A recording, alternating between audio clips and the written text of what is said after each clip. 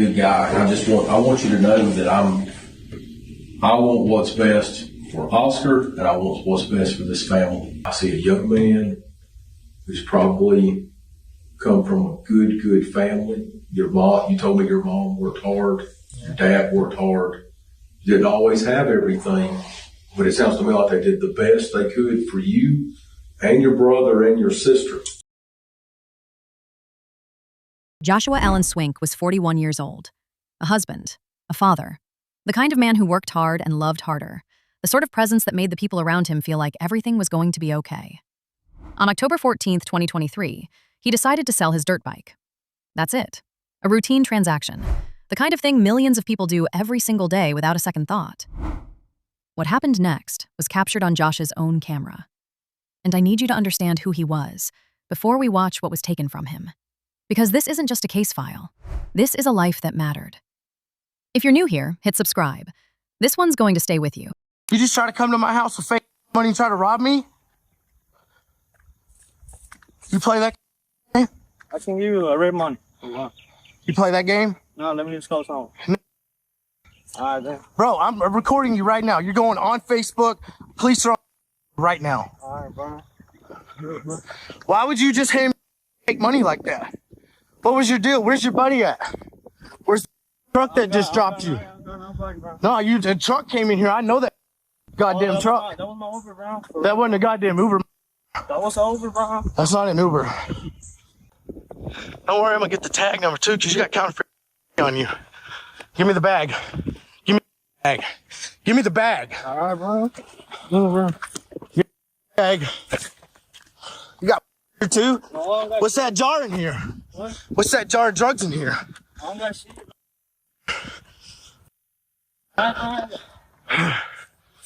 What's your name, huh? I got your name and everything on Facebook. Give me the phone. Give me the phone. Give me your goddamn phone. Now. Give me your phone. Give me your phone. Drop it. Drop it. You too. You go, man. Now, if you want it all, I'll give it back. You just watched a man fight for his own property. Josh realized immediately that the bills were fake, and he didn't back down. He confronted Oscar directly, demanded answers, tried to hold him accountable right there in his own driveway. And here's what the clip doesn't tell you. Oscar didn't come alone. He was dropped off by someone in a truck. This wasn't some kid who got in over his head. This was planned. Counterfeit money, a getaway driver, and a gun he brought with him. Josh thought he was dealing with a thief. He was dealing with something much worse. So I know we talked on scene the other day. There's a lot going on, so I just want to get your side of the story one more time just to make sure you didn't remember anything or something came to mind. Right. So if you don't mind, just start from the very beginning and run through the series of events. Just step by step, as detailed as you can. Okay. I can't remember the exact time, but me and my husband were in our bedroom. I believe it was about 11 something. This was before we would make our Dunkin' run. We would go to Dunkin' in the morning for coffee. And what I believed to be the man coming to buy the dirt bike was calling him. Josh started kind of going over what he had done. Calling him on his phone or calling him through like Facebook Messenger? Through the phone, okay. telephone. And that, Josh was going over all that he had done to it. And I'm not really sure what was said on his end. But then I remember Josh saying, yes, I'll take $3,200 for it. Can you be here at 1? Mm-hmm. Not really sure what they said after that, but I'm guessing he agreed to 1 o'clock. Now we're hearing from Samantha, Josh's wife. And what strikes me here isn't just the timeline she's laying out. It's the normalcy of it. A Dunkin' run, morning coffee, her husband negotiating a dirt bike sale on Facebook Messenger while they're still in their bedroom. This was supposed to be a regular Saturday. She's sitting in that interview room, trying to piece together how a $3,200 sale turned into a funeral. And she has to relive every mundane detail, knowing exactly where it ends. So Josh called me, but that time it was at, I believe, 1:33. And I answered the phone. He's like, call the police. He handed me fake money. He's trying to steal the bike. Call the police.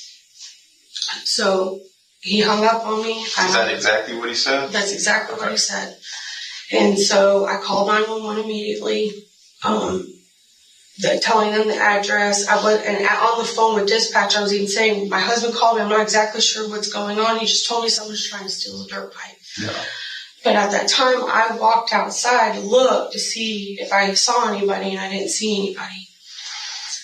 So I'm standing in the middle of the driveway with my 5-year-old son, and we hear about 6 to 7 gunshots. Okay. To me, it sounded like it all came from one gun, one firearm. Mm-hmm. So I rush my son into the house, and I tell my daughter, you guys stay in the house, lock all the doors, don't open it for anybody. I will be right back. And I ran outside. I jumped in my car, and I drove up there, and so I saw him laying on the ground. And at the time, I thought I was still on the phone with dispatch. I guess it was still connected to my car. I don't know exactly what that. Josh was laying on the ground on his left side. Okay. Maybe It's like he was not even a foot away from his so he was like side. facing the curb. He was laying on his left he was side? on his back. Okay. The gun was on his left But side. his gun was on the left side. 6 to 7 gunshots in a residential neighborhood, with her 5-year-old son standing right next to her in the driveway. That detail doesn't get easier no matter how many times I hear it. She doesn't freeze. She doesn't collapse.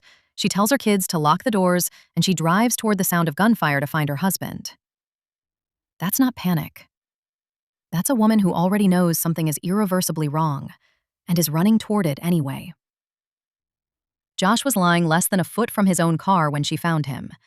I'm holding his spot, and I kept feeling his heart beating, so I kept screaming for help. And neighbors starting surrounding, and this is kind of where it's a little confusing on exactly what happened. When I got up to the scene, when I got up to the scene and ran to my husband's side, the neighbors that were outside said, he's running, is that the guy? He's running. And I just said, I don't know. I didn't see the guy. Yeah. My cameras, I don't know how, did not pick him up coming to the house.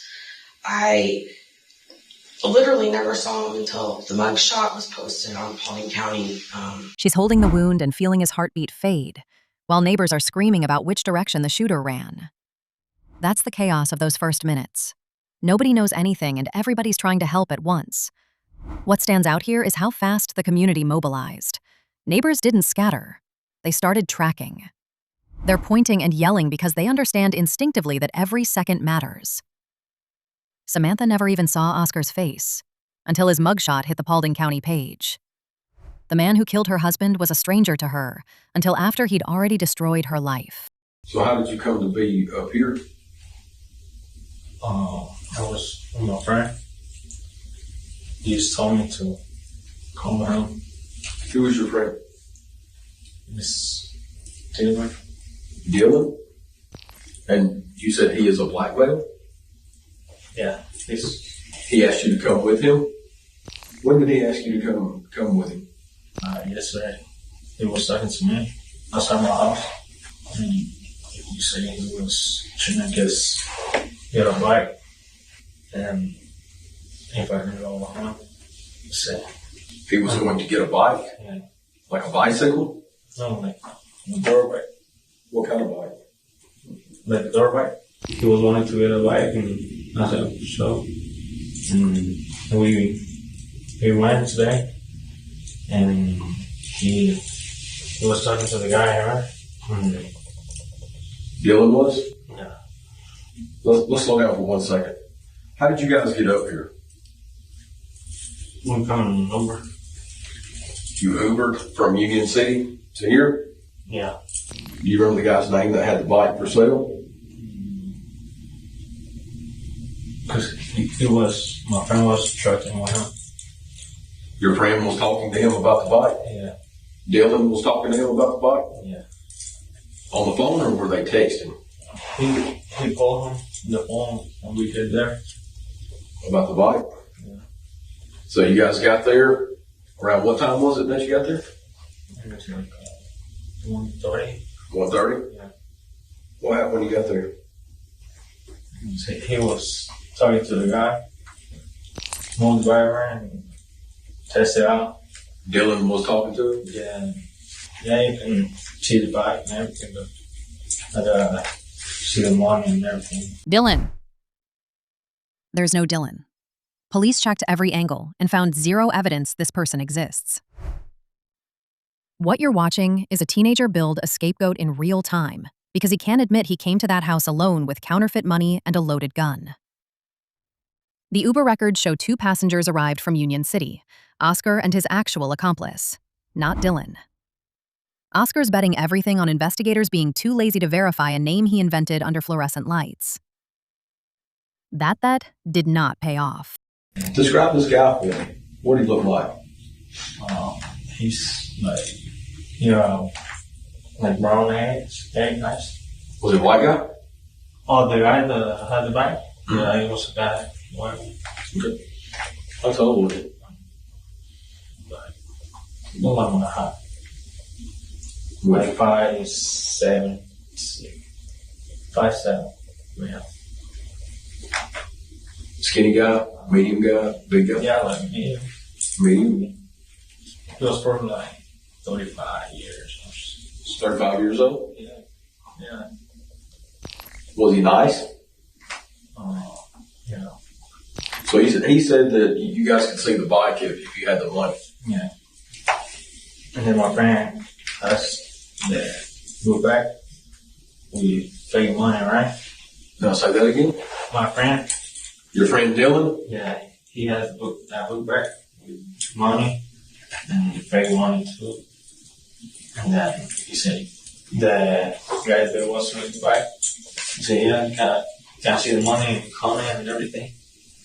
And my friend gave the book back to him. And then he was looking at the money. Was it all fake money? Mm-hmm.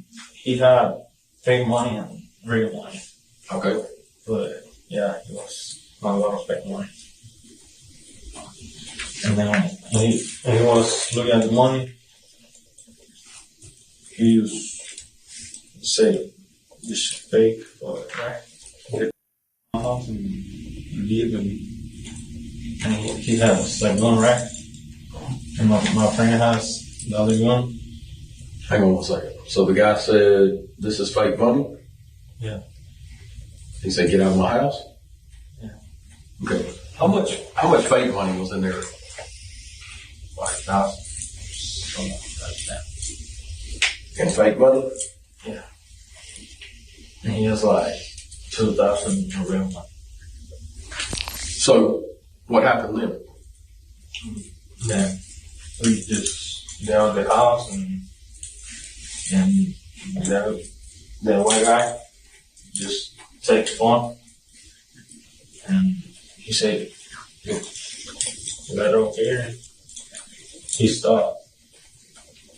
He was phoning us to the street in the recording. And he didn't stop. He saying he was talking to someone and we was watching, right? And he had the gun, like he was grabbing his gun. He had a gun? Yeah, he had a small gun. Yeah. And my friend has the other gun. The one that they have on. And then we were walking. Then my friend just got nervous and he just shot him. Then when he shot him, he started running and he dropped the gun and I grabbed it. I keep going to the tree and he just go to the woods and I ain't seen him no more. Because I had to call over like 5 minutes ago. And Watch him fumble through basic physical descriptions of a man he supposedly just watched die. 5'7", medium build, 35 years old. Josh was 41. and this kid can't even commit to details about a person he shot multiple times at close range. That's what happens when you're describing a victim you never intended to see as human. He was a transaction, a target.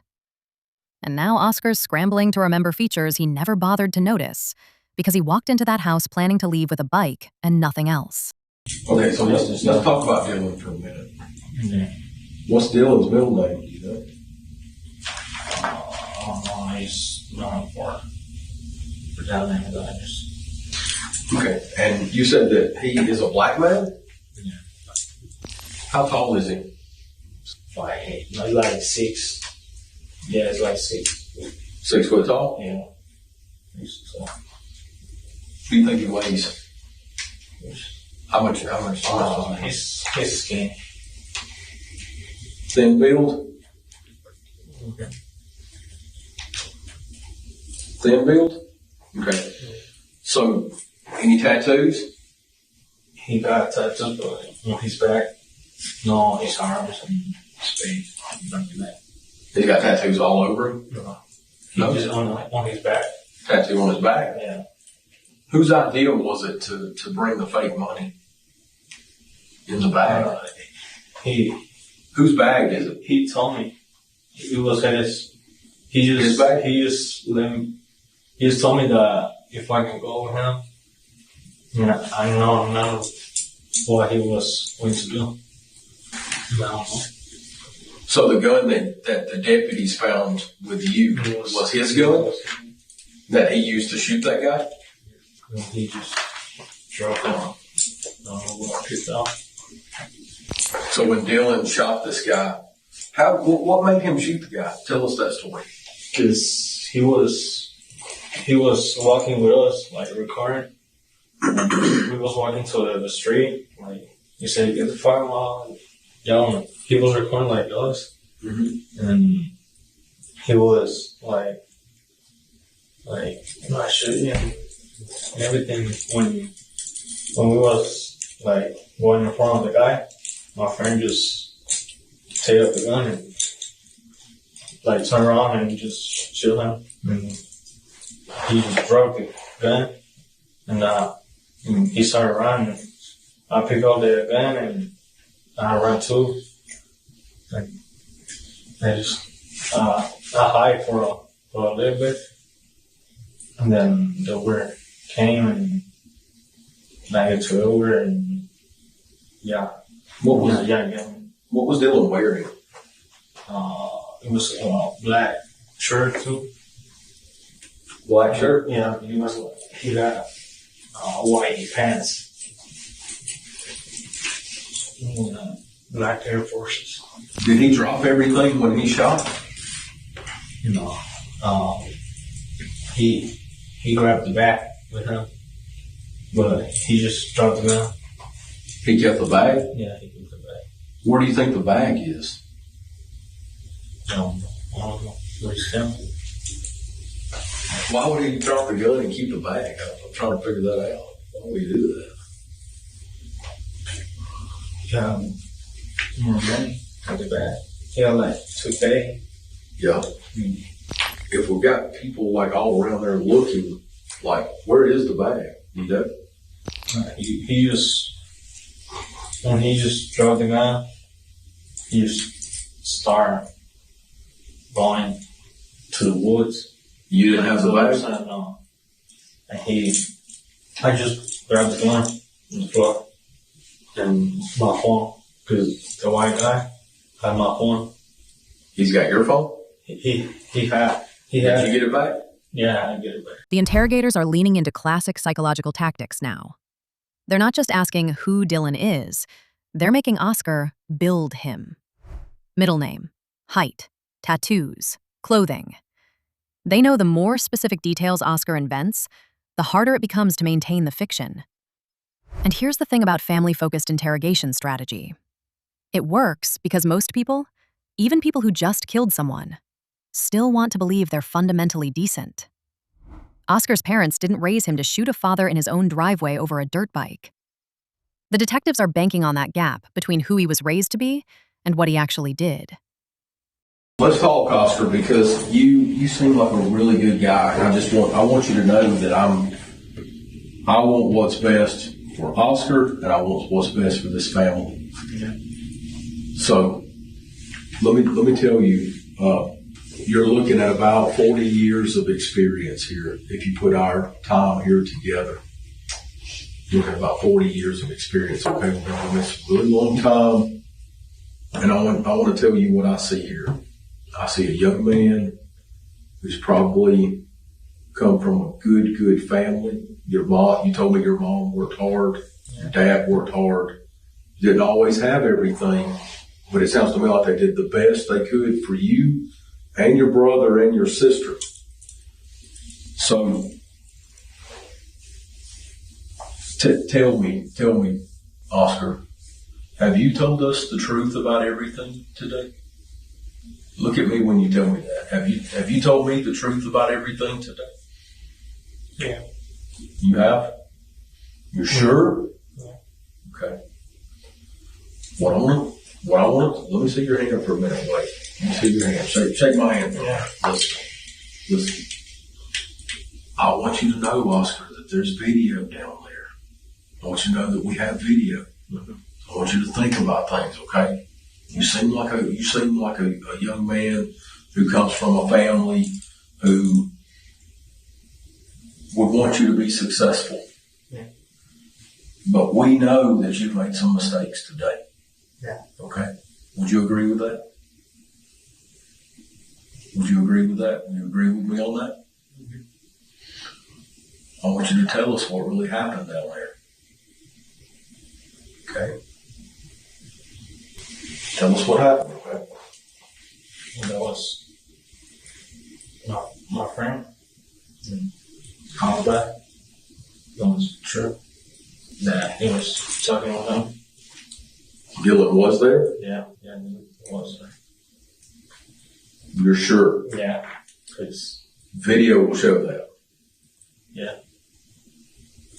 Oscar, are you sure? Are you sure about that? Yeah, I was like, when he was like recording me, my friend was like on the other side from him. Kept following.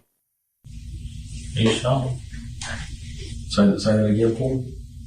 That he was following us, and he shot him. No, I don't know. Just, Oscar, I don't know. Oscar. You understand that we've already looked at video, okay? Dylan really wasn't there, was he? There it was. Dylan wasn't there, was he? It was just Oscar, right? Yeah. Why did you shoot this man? Do you feel better that you told us the truth? What did your mom and dad teach you about the truth? I want you to think about your mama right now. Yeah. I understand. You made a mistake. How many times did you shoot this guy? So here we go. Just think for me, okay? I can tell by talking to you that you love your family. You basically painted a picture for us that your mom and dad worked hard.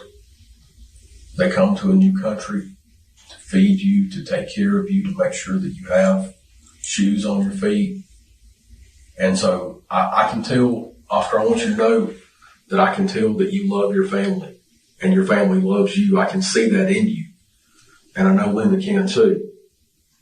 Mike and Linda can see that you love your family. But what I want you to see for a minute is that this man that was killed earlier, the man that you shot earlier, he has a family too that loves him, okay?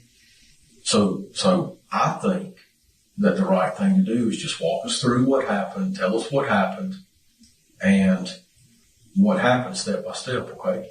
And there it is, the moment the fiction collapses. Oscar Vega-Aguirre pleaded guilty to voluntary manslaughter and got 20 years. He's currently serving that sentence in a Georgia prison. But here's what stays with me. Josh Swink was a husband, a father, a man who recorded his own murder because he had the instinct to document a transaction gone wrong. His camera caught everything. His family has to live with that footage existing. Oscar gets out eventually. Josh's kids grow up without him. That math never balances. So did you arrange this meeting with the man today? What time did you begin talking to this guy? Yesterday? Yeah. How did you find? It was from my friend. How did you find the bike for sale? On Marketplace? Yeah. Where is the bag at, Oscar? In the woods. Bag is in the woods. Can you tell me where at in the woods? In the entrance. Look at that. Entrance to the subdivision. If you're at the main road going into the subdivision, would it be on your left or your right? On the left. Left. Describe the bag for me. It's blue. Blue bag? Is it regular blue like this, or is it dark blue? It's dark blue. Black. And is that, what all is in the bag? These watch. Very much. Real money and fake money? Is it the same amounts that you told me? 5,000 in fake money? No. It was now. Okay. Only 1,000 fake money. 2,000 in fake money? 2K are fake, and how much real? No. Some hundreds. There is some real money in there? Yeah. So let's go back to you arriving at the house in the Uber. So when you get there, Oscar, did you message the guy? What's the guy's name? No. You don't know his name? Did you text him? Yeah, text me. You texted him, and what did you say? No, it was almost there. Okay. You come into the garage and tell us what happened. I was trying to see the bike. He was telling me that. Yeah. Tell me about this bike, because I've been riding Honda dirt bikes since I was about 7. So this is a CRF 450. So that's a 4-stroke. So you don't have to mix oil. So tell me what add-ons were on the bike. Is it stock, or does it have a bunch of add-ons? It was a stock. Stock? What was the price? $3,500. So that was the price. So it was a stock bike, no add-ons. Do you know how to ride? Yeah. Okay. So what was he telling you about the bike? He was telling me that it was a clean bike. Clean bike. Did he? Let me tell you, if I was going to look at a Honda dirt bike like that, I would be afraid that a kid or an older teenager had probably like ragged it out. Does that make sense? And so, did this bike was it clean? Did it look like it had been taken care of? Yeah, it was clean. Okay, clean bike. So no marks on the side. Did it look like it had been laid down? No. So you're probably like me. You would be looking to see if it had been abused. So this bike was clean. So did you think $3,500 was a good price? Yeah. But now, were your intentions to try to buy the bike with fake money? Okay. That's what you wanted to do? How would you, with coming up here in an Uber from Union City, if he sold you the bike and he didn't catch on that the money was bad, how would you have gotten home with the bike? Right. You would ride it? A CRF 450 is not street legal. So I have to ask you, Oscar, I'm starting to kind of question this a little bit. What was the plan? What was your plan?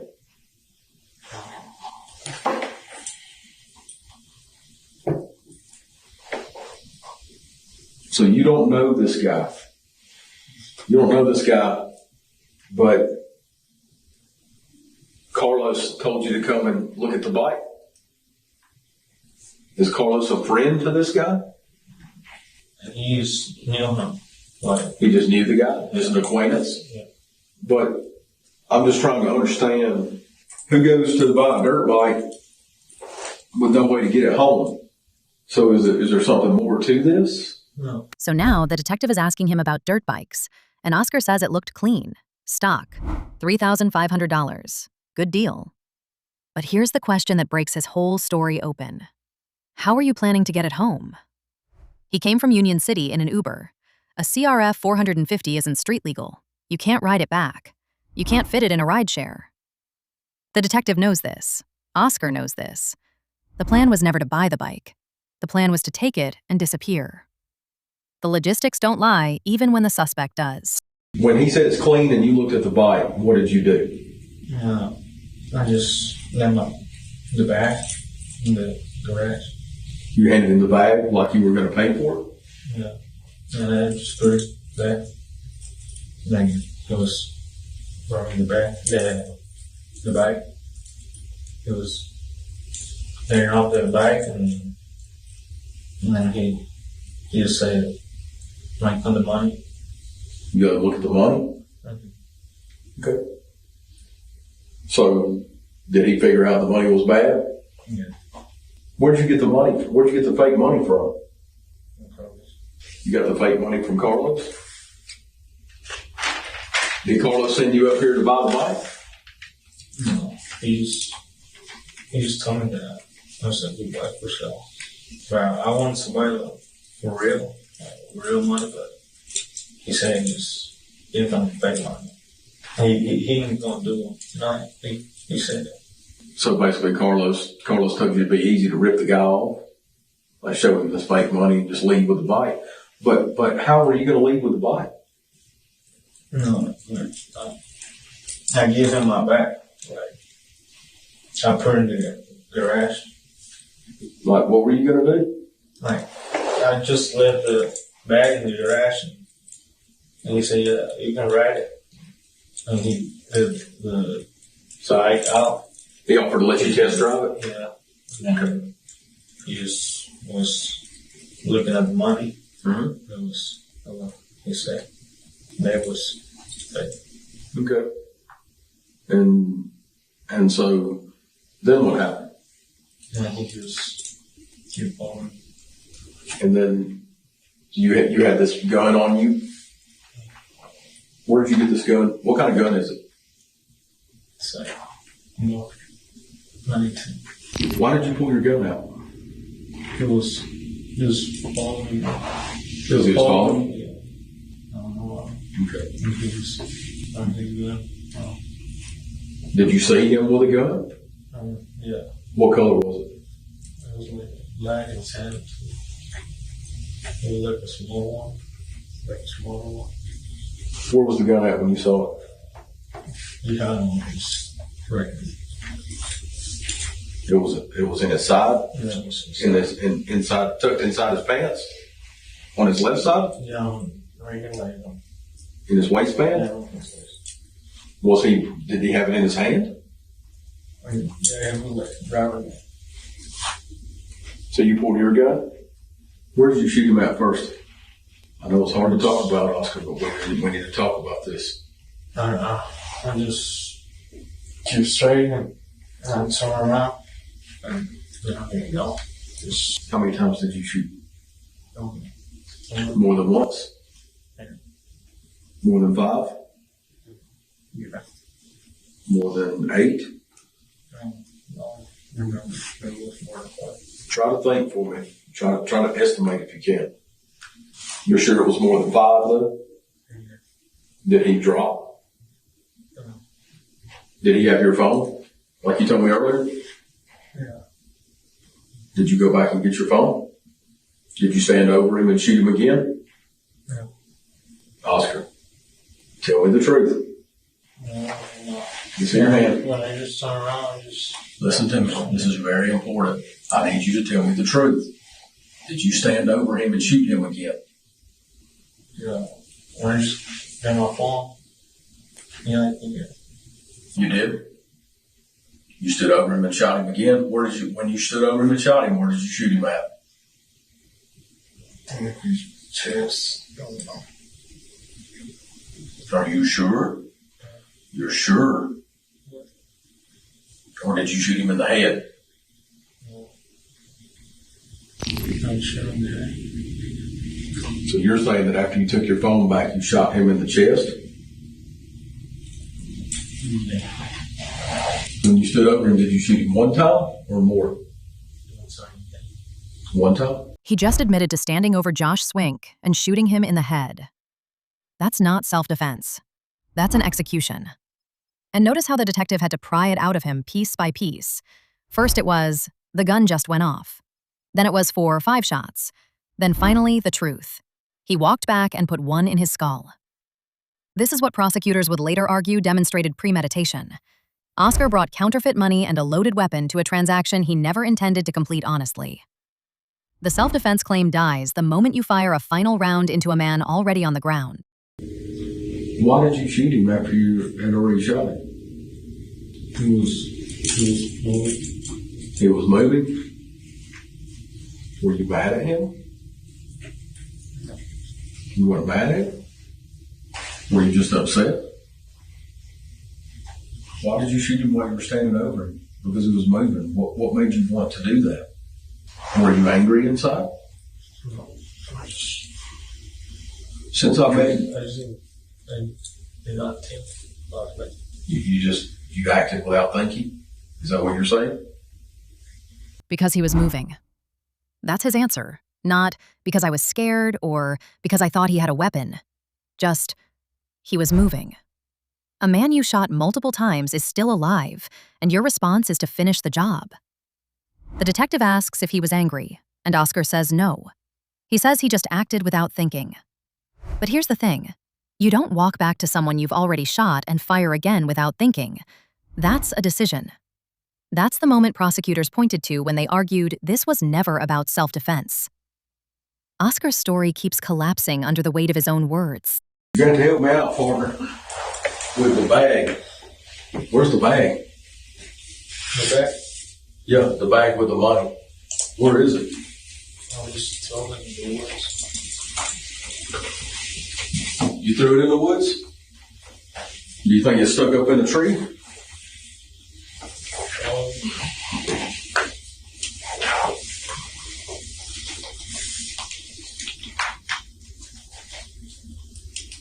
It's in a tree? Yeah, probably. Did you put it somewhere? No, I just throw it right there. Let's talk about this for a minute. You've been, good with us, and I want to keep it that way. Can you tell me where the bag is? I just throw it in there. You know where? Like, the side of the house. The house where the guy lived? No. Which house? The entrance. At the entrance of the subdivision? It's at one of the houses? Which house? Like, that one.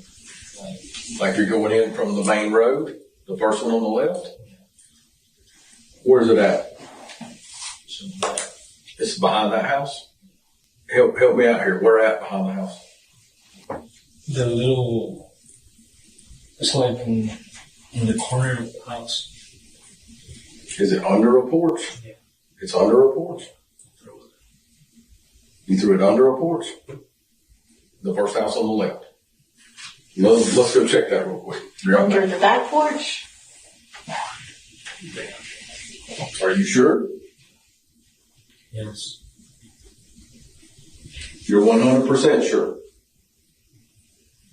Yeah, it's behind the porch. First house on the left. The back, yeah. Under the back porch. Yeah. The bag with the counterfeit money. He threw it under someone's porch. Not his porch. A random neighbor's porch in the same subdivision where he just killed a man. Think about that for a second. Oscar didn't run home and hide the evidence somewhere safe. He panicked and stuffed it under a stranger's house like a kid hiding a bad report card. This is the same person who wants us to believe he was calm enough to act in self-defense, but couldn't figure out a better spot than the first porch he saw. Okay, buddy, we're trying to find this bag. You got to help me.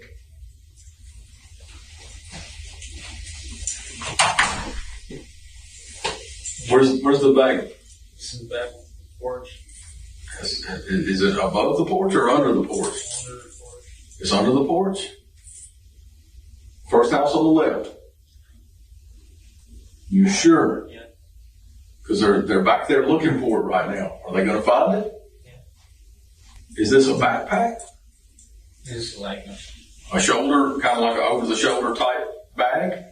What brand is it? I don't know. But like, it's a big one. It's a big one.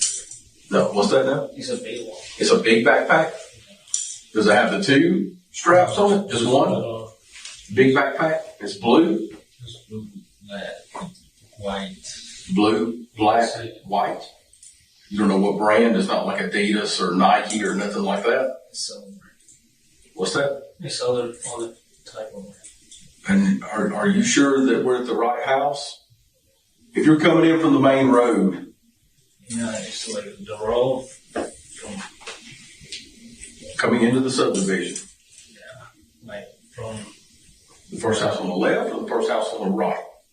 Left, because. Yeah, I mean on the right. Right? In the right. Left. Yeah, I mean on the right house. Is it on the same side of the road where you went in and looked at the four-wheeler? Or the motorcycle? Yeah, it's the same side as the motorcycle? Yeah. Is it the next door neighbor? No, it's the first one, the first house. The first house coming into the subdivision on the left? The back. You're sure it's not in any of the trash cans on the side? It's like a little bucket in the corner. Under a bucket? What color bucket?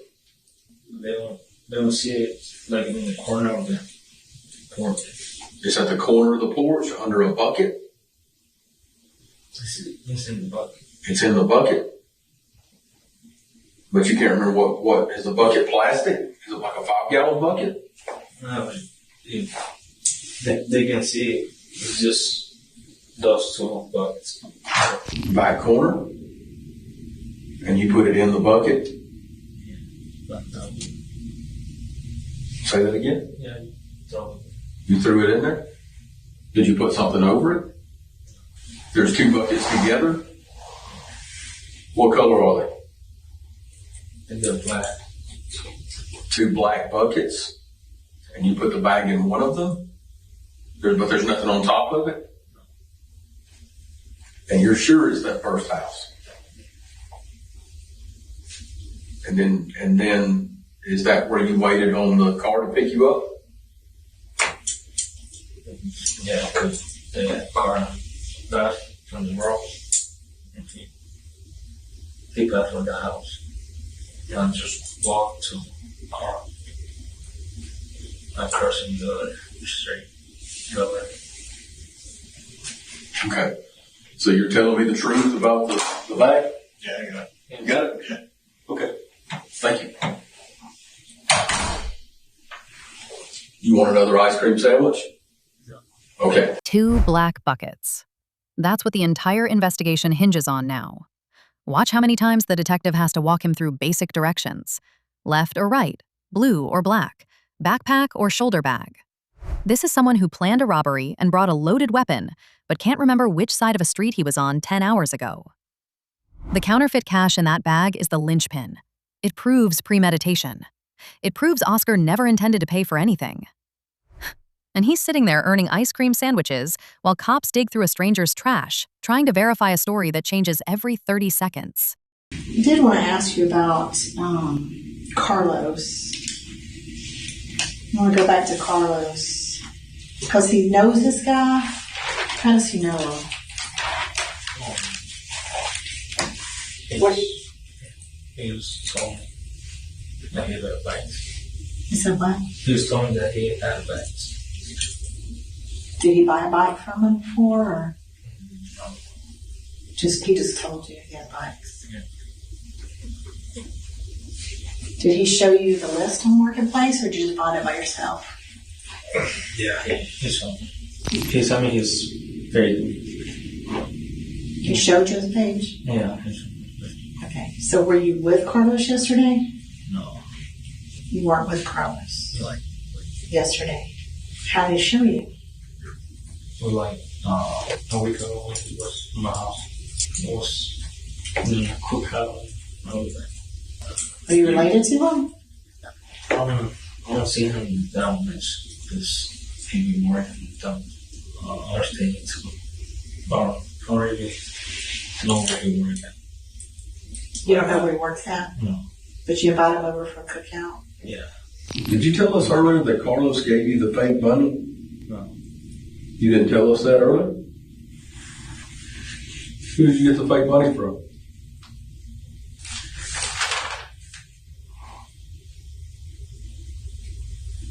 It was Carl. Who gave you the counterfeit money? It was Raleigh, his brother. Who? Raleigh. Carlos's brother? Yeah, like his cousin. Yeah. Carlos's cousin? Yeah. He was on the cookout. He was at the cookout? Yeah. Gave you that money? Yeah. Did they tell you to deal with this guy? And they told me. What did they tell you to do? Right. Oscar, this is real important. They just told me that he had you guys and all that. Because I told them that I wanted a bag. And they told me that they know someone that had a bag. You told them that you wanted to buy a bike? Yeah. They told me that he has me back. But I wanted to pay like for real, but they said, don't do that, you need to do that. So Braulio and Carlos said just rip him off and give him fake money? Where did they get that fake money from? Does one of them, did they print it? Did they make it? They just handed it to you and said, use this? Did they seem to have a problem with this guy? No. There's some that they know him from Facebook too, but they didn't tell me that they in trouble with him, so they didn't tell me that. They just know him from Facebook? So how do we go from looking at a motorcycle to you shooting and killing this guy? Did you want to kill this guy? Is there something we're missing about how this came to be, how it happened? No, I feel like he was following me and I just didn't do it. What was that last thing you said? I didn't feel good. What were you feeling? I was scared. What were you scared of? Yeah, it's if I do it too. But again, I'm asking Oscar, how did you, like if the gun, if he took the money, how are you going to leave with the bike?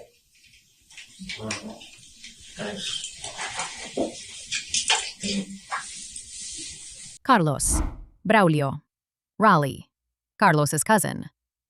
Notice how every time the detective corners him on a detail, the cast of characters expands? This is a classic deflection strategy, and investigators see it constantly. The fictitious accomplice multiplies because one imaginary person can't carry all the lies.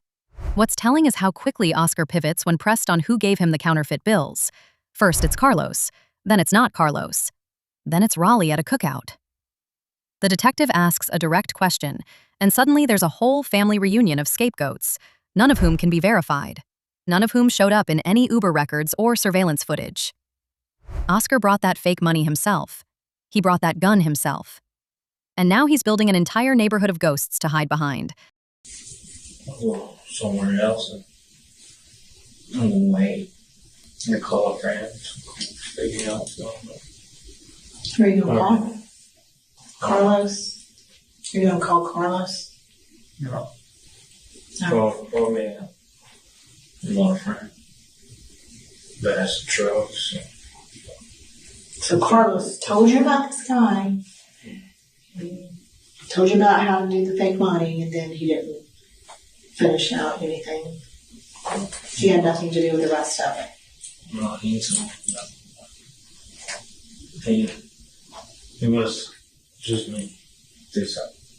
No, I can't believe that. He told you about the guy, told you that this guy had spikes, told you to get the fake money, rip them off for the bike, and then he didn't have any profit in it. You had to figure out how to get it home by yourself. Yeah. Were they up there waiting for you? No. There's some of that.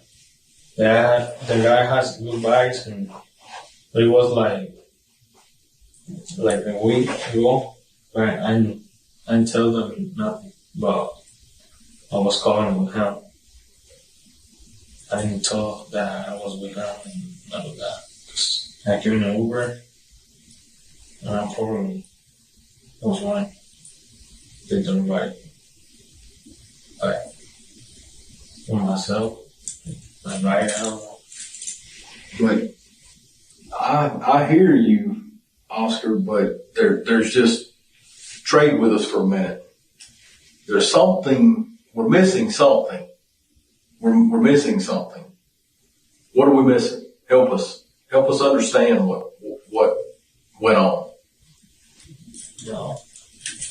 Are you afraid of these guys? Are you afraid of Braulio?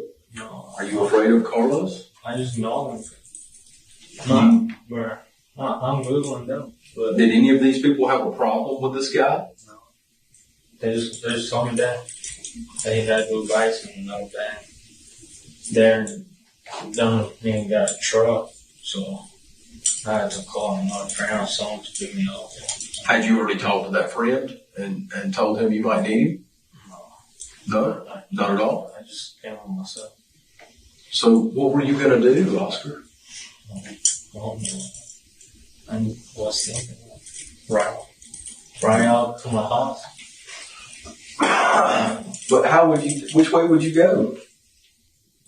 Where I came from. Well, which way? Which way would you go? What you just watched is a man running out of ghosts to hide behind. Every fictional accomplice, every shifting timeline, every conveniently absent witness.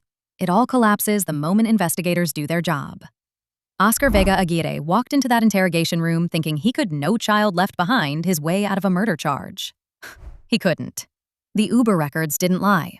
The surveillance footage didn't lie. And Josh Swink's own camera damn sure didn't lie. On July 1st, 2025, Oscar pleaded guilty to voluntary manslaughter and possession of a firearm during the commission of a felony. 20 years in prison, 5 additional years of probation for the gun. He will serve that sentence. Despite some online chatter suggesting otherwise, the Paulding County District Attorney made it very clear in May of 2026 that Oscar remains incarcerated. He's not going anywhere. But here's the thing about 20 years. It ends. Oscar will walk out of prison one day. He'll be in his late 30s. He'll have decades ahead of him. Josh Swink was 41. He had a wife. He had children. He had a dirt bike he was trying to sell on a Saturday morning, because that's what normal people do. They list things on Facebook Marketplace. They negotiate prices over Messenger. They don't expect to be executed in their own driveway by an 18-year-old with counterfeit bills and a loaded gun. Josh's family will never get a Saturday morning back. His kids will grow up measuring time by what their father missed. Graduations, weddings, grandchildren he'll never hold. That's the math that doesn't balance. 20 years for Oscar. Forever for everyone Josh left behind. What makes this case particularly devastating is the randomness of it. Josh didn't know Oscar. There was no history, no grudge, no escalating conflict. Just a stranger who showed up with fake money and a real weapon and decided that a $3,200 dirt bike was worth more than a man's life. In the aftermath, Paulding County and other jurisdictions have implemented safe exchange zones at police stations, designated spots where people can meet for online marketplace transactions under camera surveillance. It shouldn't be necessary, but it is. Because cases like this one remind us that trust is a luxury not everyone can afford. I want to take a moment here. Josh Swink deserved better than to become a cautionary tale. He was a husband, a father, a man who got up on a regular Saturday and never came home.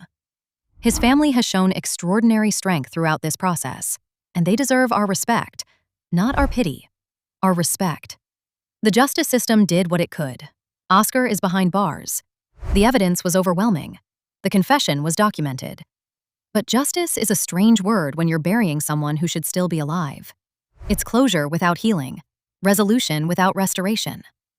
For those of you who followed this case from the beginning, thank you. These stories matter because the victims matter. Josh Swink wasn't just evidence in a homicide investigation. He was a person. And the least we can do is remember that. If this case resonated with you, I covered another one recently that's equally infuriating. A 17-year-old girl who lured a man to his death thinking she'd gotten away with it. She thought wrong. That video is on the channel now, and I think you'll find the investigation just as compelling. Subscribe if you haven't. I'll see you in the next one.